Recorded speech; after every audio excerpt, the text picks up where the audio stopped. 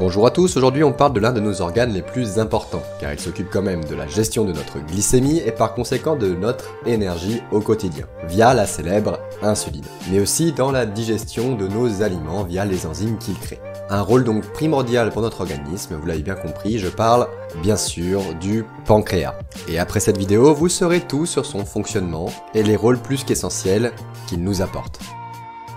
Je vous le présente donc, voici le pancréas. Bon, pour ceux qui n'ont pas vraiment l'image, le pancréas c'est une glande d'environ 15 cm, de forme allongée comme une poire couchée, ou une banane, située à gauche sous l'estomac, et qui aura donc une liaison avec le duodénum, donc la première partie de notre intestin, afin de déverser les enzymes de digestion, et une autre jonction avec le sang pour les hormones qu'il libère. Si vous voulez les termes spécifiques, je vous les ai mis sur l'image.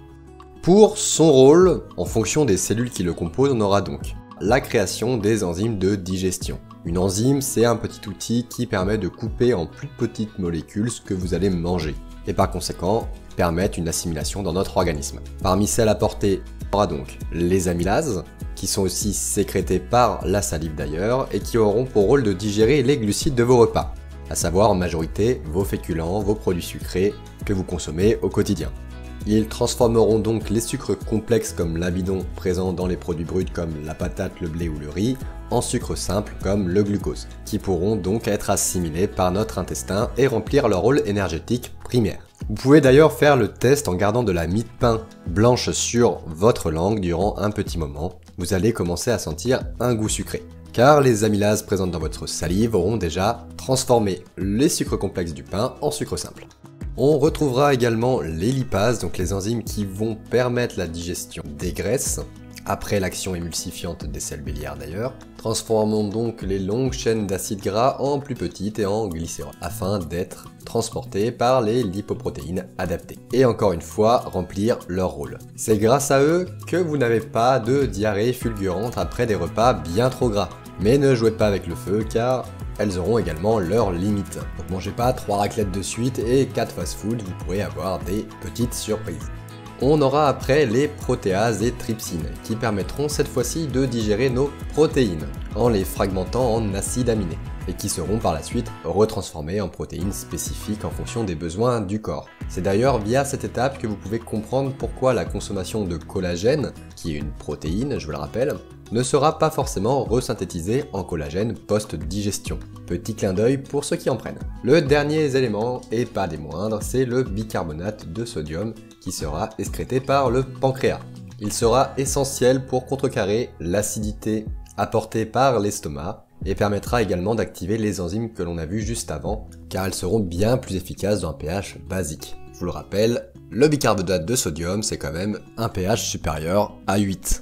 Et les sucs gastriques entre 2 et 3. Donc tout ce petit beau monde est plus qu'important car sans ces outils, il sera impossible pour nous d'assimiler ce que l'on mange. Un dysfonctionnement de cette fonction aura donc des conséquences dramatiques sur votre état nutritionnel, créera par conséquent de la dénutrition. On ne rigole pas avec la santé de votre pancréas. Pour le prochain rôle, il est bien plus connu, c'est le rôle du pancréas dans la fonction hormonale, via cette fois-ci les îlots de Langerhans. Cette fonction est bien connue de nos amis les diabétiques, car elle permet la création de notre première hormone, l'insuline.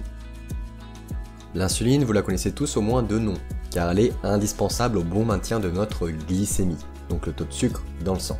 Car sans elle, impossible de donner à vos cellules l'énergie que vous ingérez. En gros, son rôle, c'est de permettre l'absorption du glucose par vos cellules, votre foie, et par conséquent permettre l'utilisation de l'énergie. Elle permet donc de diminuer la glycémie, donc le taux de sucre dans votre sang. C'est une hormone hypoglycémiante. Si on schématise la chose, lors d'un repas riche en glucides, comme par exemple une plâtrée de pâtes ou une pizza, on aura naturellement une grande quantité de glucides qui vont entrer dans le sang et provoquer donc une légère hyperglycémie, ce que l'on peut appeler pic de glycémie, donc un taux de sucre plus élevé que la normale, ce qui est absolument normal après un repas, qu'on soit bien d'accord. Pas d'inquiétude à avoir avec ça, vous n'allez pas être diabétique parce que vous mangez du sucre, en quantité normale. Par la suite, le pancréas déclenchera donc l'insuline pour rétablir une glycémie normale. Cela fera rentrer le sucre ingéré dans vos cellules et votre glycogène. Le glycogène, c'est la réserve de l'énergie du foie et du muscle, et s'il en reste encore une grande quantité, ils pourront être métabolisés en triglycérides et stockés dans le tissu adipeux, donc sous forme de graisse. Donc elle est plus que pratique cette hormone, vous l'avez bien compris. On pourra noter que plus la glycémie s'envole, plus la quantité d'insuline est générée, et donc plus vite la glycémie redescend. Cela explique pourquoi potentiellement vos repas ne vous tiennent pas si vous consommez que des glucides et non un repas équilibré riche en protéines, en fibres ou en graisses, pour ralentir la digestion et l'assimilation des glucides. Mais bon, ça c'est pas le sujet de cette vidéo, donc on pourra en reparler si ça vous intéresse. A contrario, on aura également le glucagon qui lui fonctionnera de manière inverse. Si la glycémie diminue, il déstockera les glucides du glycogène ou des tissus adipeux pour remonter votre glycémie. On notera également que quand la glycémie est plus faible, vous aurez donc moins d'énergie et on aura donc plus facilement de la fatigue, voire une tendance à une augmentation de la faim, car votre corps voudra retrouver de l'énergie, malgré le travail de déstockage du glucagon. La dernière petite hormone qu'on a déjà énoncée, c'est la somatostatine, qui elle aura le rôle d'un chef d'orchestre. C'est à cause de cette hormone que le glucagon ou que l'insuline agira. Elle s'occupe clairement de l'équilibre de votre glycémie. Voilà pour les grandes lignes sur le rôle du fonctionnement du pancréas. Un dysfonctionnement du pancréas est donc quelque chose de grave et peut se retrouver dans plusieurs pathologies, comme les inflammations du pancréas ou pancréatite, souvent causées par un excès d'alcool ou un trouble génétique ou auto-immune, dans les kystes, les tumeurs ou les cancers du pancréas d'ailleurs, qui seront tous très compliqués à diagnostiquer car ils sont souvent asymptomatiques au début. Donc on les identifiera souvent par imagerie globale qui n'était pas forcément destinée à une vision du pancréas. On aura également la mucoviscidose qui pourra agir sur cet élément. Ces pathologies pourront donc altérer ses fonctions et déboucher sur une insuffisance pancréatique, exocrine, donc la difficulté à digérer les aliments par manque d'enzymes, ou encore un diabète de type 1 ou de type 2. Ce dernier est bien plus connu et commun.